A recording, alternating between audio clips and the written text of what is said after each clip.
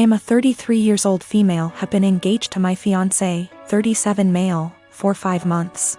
We don't share finance because that's what he wants. I got a raise on my salary. Now I earn 30% more than he does, and I notice that he's been using this to ask me to pay for him and his friends. Whenever I say no, or why should I pay for this, he'd respond with the 30%, that's why. He acts as if the 30% is unfair or that I'm not deserving of it. Several times he has tricked me to pay for his and his friends' meals by asking me publicly.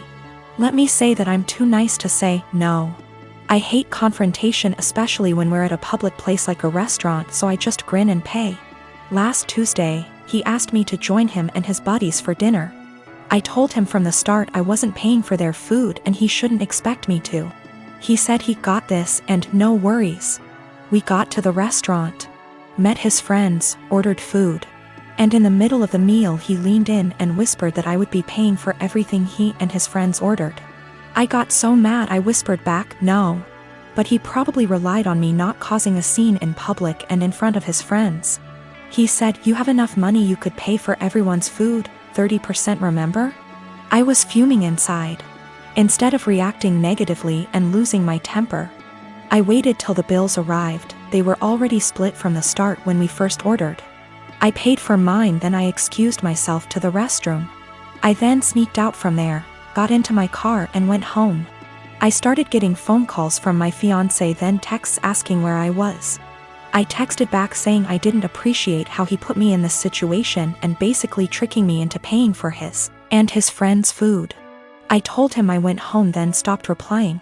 An hour later he came and started yelling at me, calling me selfish, irrational, cheapskate and childish for sneaking out like that and leaving him stuck with a bill he could not pay. He had to call his brother for help.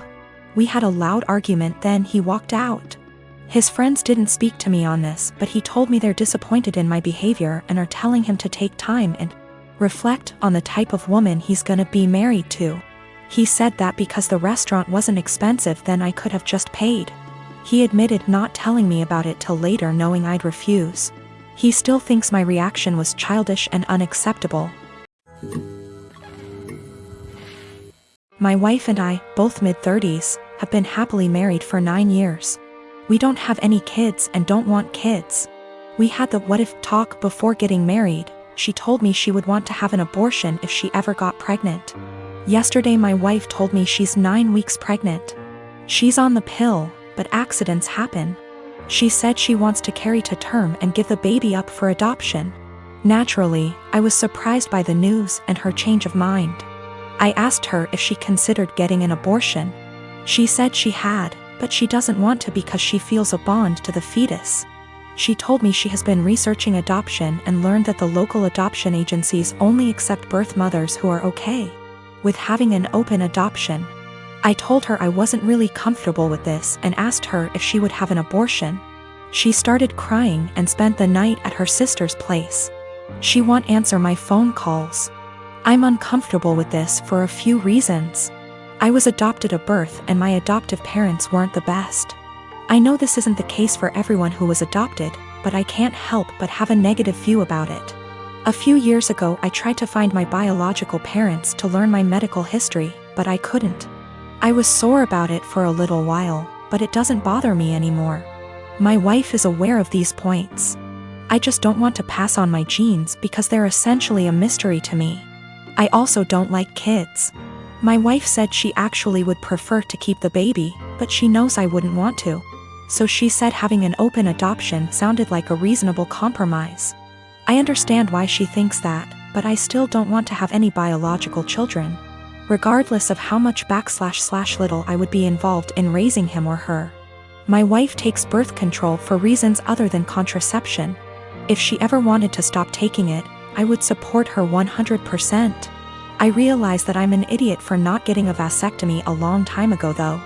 It honestly never occurred to me until now. I think because my wife has always been on birth control and said she would have an abortion, I see now that it was irresponsible of me to not get one regardless. I'm going to get snipped. She and I talked, it was emotional for both of us, but no voices were raised. I apologized for putting her in this position by being an idiot and not getting a vasectomy earlier. I also apologized if she felt like I was pressuring her when I asked her to have an abortion. I didn't mean to pressure her, but I know words aren't always received as we intended.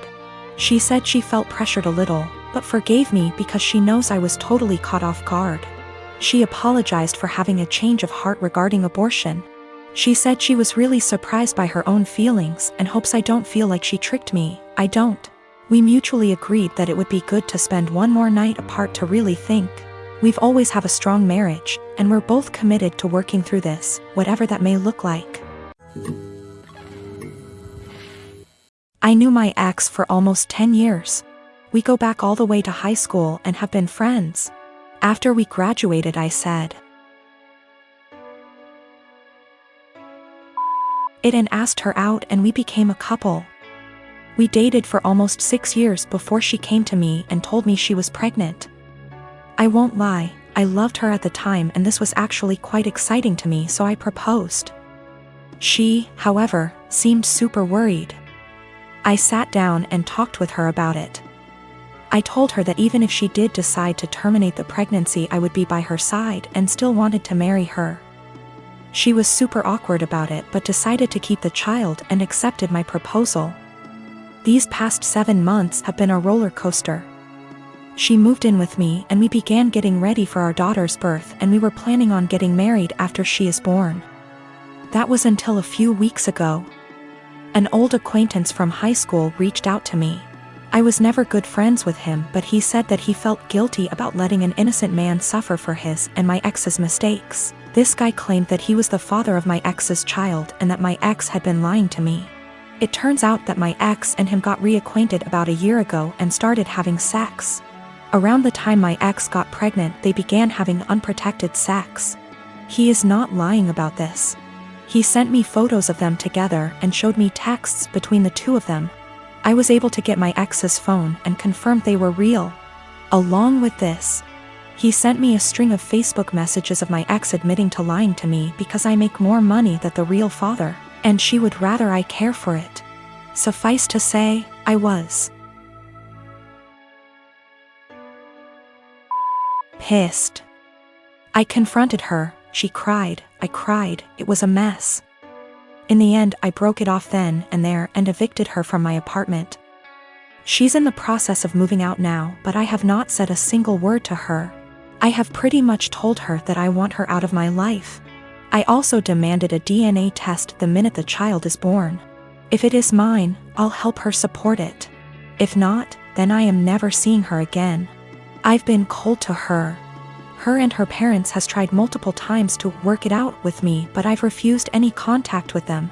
At one point she got all of her friends together to try to talk to me, and I kicked them out of the apartment with threats of calling the police. Anytime she's tried to reconcile, I've shut it down. My friends are saying I'm in wrong here. According to them, she's pregnant, and because of that I should at least be helping her till the baby is born, even if it isn't mine. I disagree fully, but I could be wrong. So, right now I'm in kinda a shitty situation. I've been treating my ex-fiancé pretty cold and demanding a paternity test for the child she's carrying. All of my friends are saying I'm being a major asshole, but I don't feel that way. I am a 17-year-old female, and I still live with my mom, my stepdad, and my 2 half-siblings, 5 and 7 year. My dad died when I was 5, driving me to the hospital. Mom didn't want to pay for an ambulance. He died in the crash, and my leg and spine got busted up in a way that has left me needing a cane pretty much ever since. My stepdad's always been a little distant with me. He likes to make jokes about how I'm an early blooming black widow. I think he gets that from my mom, who blames me for my dad's death. I do too, it is my fault after all, so I don't push back on it. Anyway, the point is that with the current situation, my parents are always looking for ways to get my half-siblings active and doing things without leaving the house, and have recently settled on scavenger hunts. I have no problem with this, honestly. I wish they'd stop hiding stuff in my underwear drawer, but it's a 5-year-old and a 7-year-old, so that's not the worst. My problem though is that they keep taking my cane when I'm not looking. I tend to get lost in my homework and my writing hobby and zone out, and having it be one of the items that my half-siblings have to find. When I complain to my stepdad, he's a SAHD, so is usually the one running these things. He scolds me for being selfish and points out that my swivel chair has wheels if I need the bathroom and that they always get it to me before I have to go downstairs for dinner. I tried my mom yesterday, and she said that I was being a brat and that if I wanted a father who cared about me I shouldn't have killed my dad. I got really upset at that point and called my grandparents, my mom's parents. Dads are dead too.